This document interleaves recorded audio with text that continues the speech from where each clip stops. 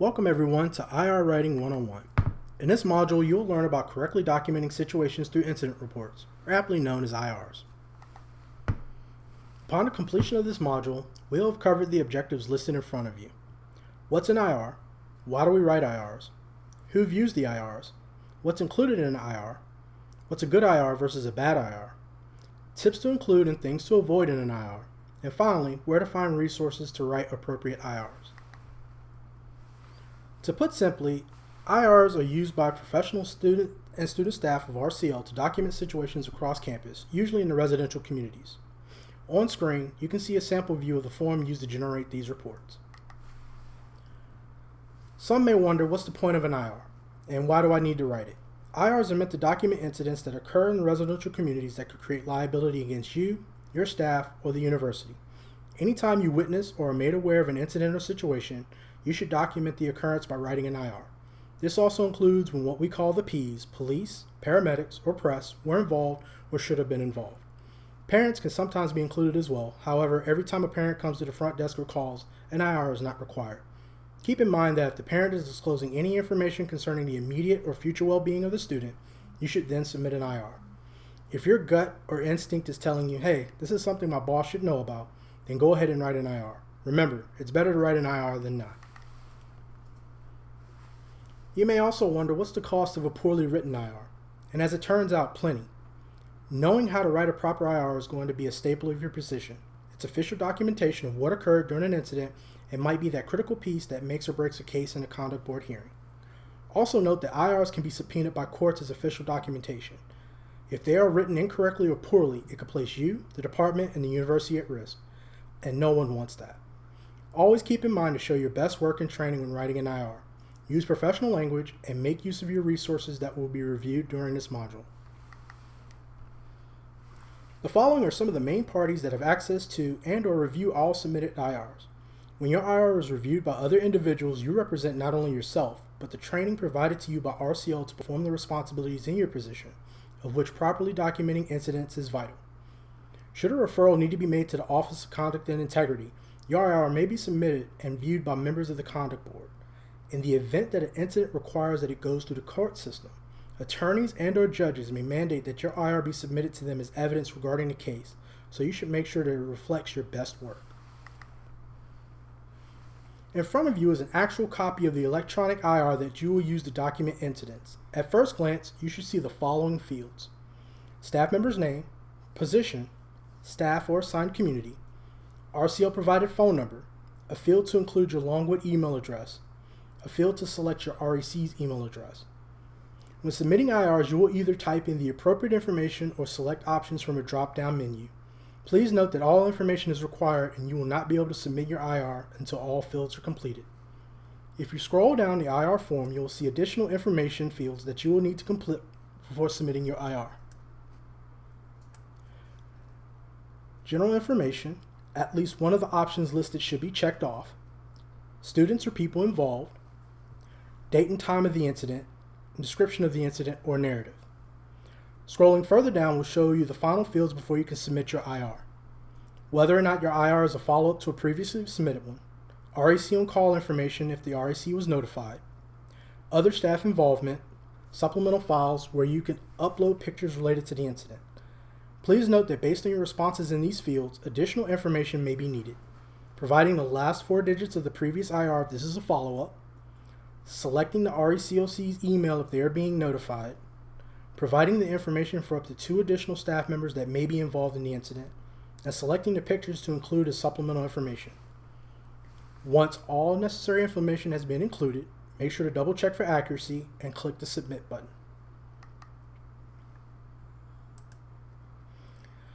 As we just mentioned, you may have images that need to be uploaded with your IR.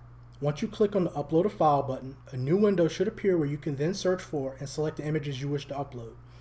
Please make sure you properly label each picture in a professional manner. Please note that for pictures, only those that are either in JPEG, PNG, and HEIC formats will be accepted. We now come to the heart of this training, writing a detailed account of the incident, also known as your narrative. This is where you will provide all relevant and detailed information regarding the incident, and will be a primary component in how issues or concerns need to be addressed with residents in your community moving forward. It is extremely important that your narrative reflects your best skills in writing. The following sections will highlight the key items needed to ensure that your narrative is written appropriately.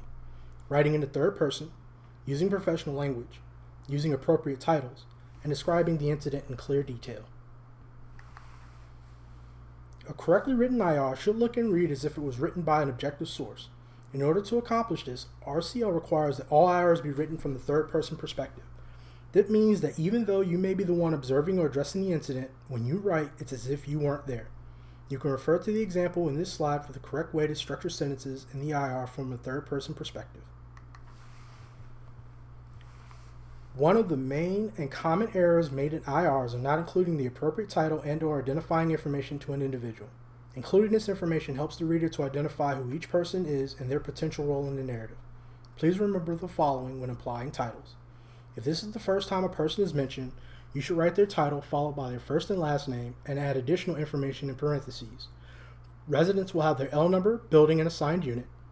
Student staff will have their assigned residential community. Professional staff will have their community or office location.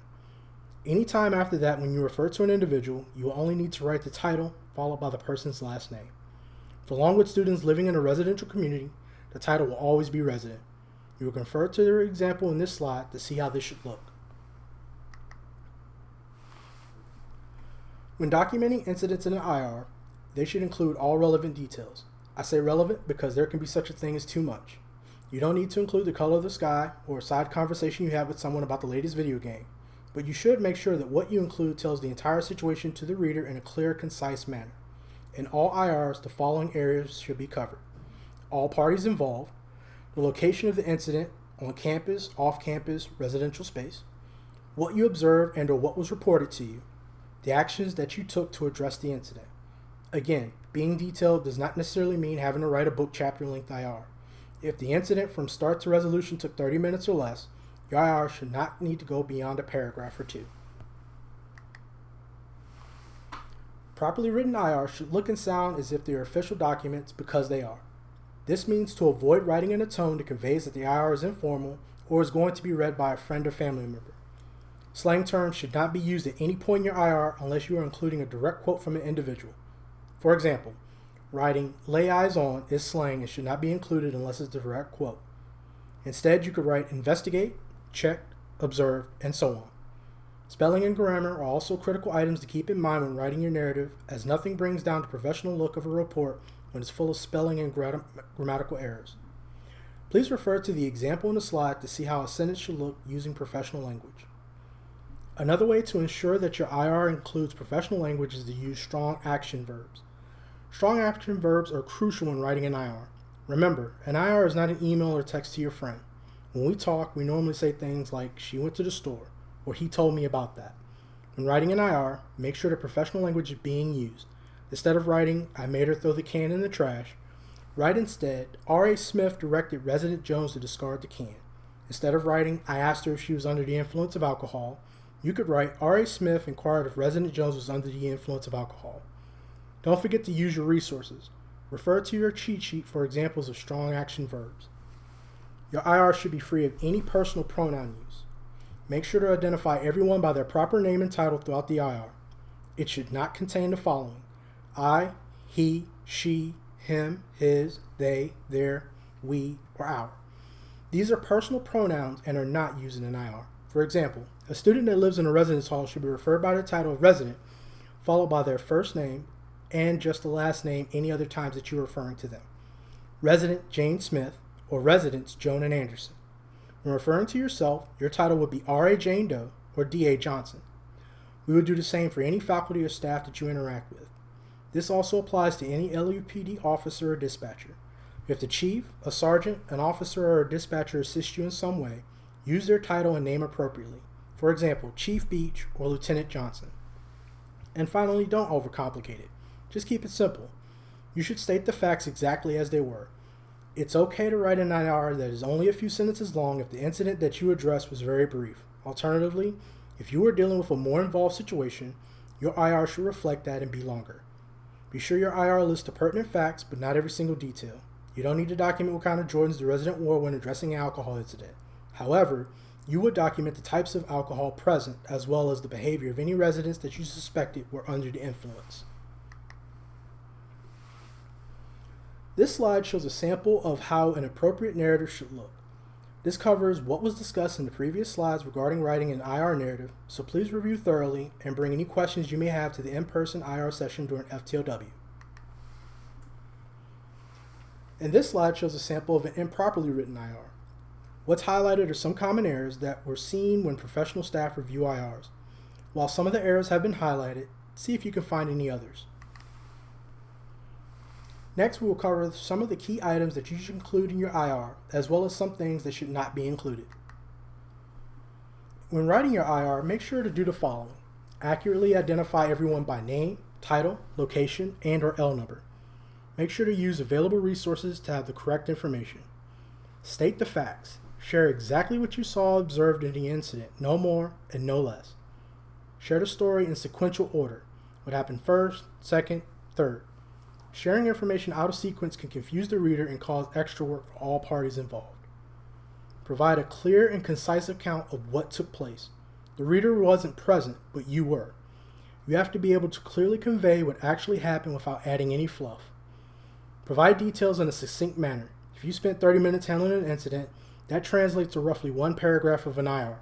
If you spent 30 minutes handling an incident and you have an entire 10-page report, you might be providing more information than what's needed. Record any resources that you offered to a resident or any that the resident requested. Share directives that you received from any professional staff member or any directives that you gave to a resident. Accurately fill in the legal first and last name, L number, building, and room number for every resident involved. If you don't have the L number on hand, look it up in your building roster or in Mercury. Use professional and direct language and write the IR in the third-person narrative style. Remember, no personal pronouns. The IR writing cheat sheet can help you identify verbs and professional language until you become more proficient. Of course, you also have things that you should not include in an IR. When writing your IR, don't make assumptions. Writing that resident Jane Doe seems sad, no. Writing R.A. John Smith observed resident Jane Doe crying, yes. Write what you observe, not what you assume. Using slang in an IR. Don't write R.A. Smith smelled weed in the hallway. Instead, write R.A. Smith detected an odor of marijuana in the vicinity of rooms 322 and 324. No slang or lead text speak, please. Rambling on or going off on an unrelated tangent. The reader does not want to read the entire life story of everyone involved. Just write the facts and call it a day. Using any subjective terms. Writing that there was a really large hole in the wall is subjective. Again, how large is really large? You would write instead, the hole in the wall is approximately the size of a baseball, or the red stain on the floor is approximately 12 inches in diameter. Here are some final reminders and additional resources to consider. To prevent you from forgetting information, it's strongly encouraged you submit your IR as quickly as possible after encountering the incident. All incident reports are due by no later than 9 a.m. the following day. Remember that your REC and any pertinent RECL administrators will automatically receive a copy of each IR you submit, so make sure to do your best work. If staff have questions or feedback about your IR, they'll reply to that IR, so don't be surprised if or when that happens. Write your IR in a word processing program like Microsoft Word or the Notepad app on your computer, tablet, laptop, and then copy it in the online IR form to prevent losing your work and to make editing easier. You should not write your IR on your phone.